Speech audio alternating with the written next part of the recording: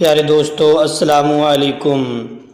حضرت سلیمان علیہ السلام نے ایک چیونٹی سے پوچھا، تمہاری سال بھر کی خوراک کتنی ہے؟ چیونٹی نے کہا، چاول کے 2 دانے۔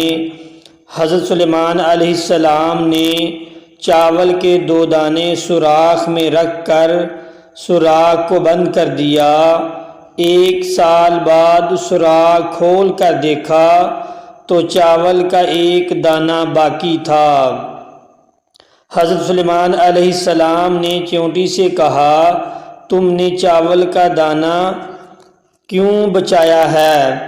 تو چیونٹی نے کہا، پہلے بات خدا کی تھی کہ اگر میں 2 دانے کھا بھی لوں گی تو وہ اور دے دے گا۔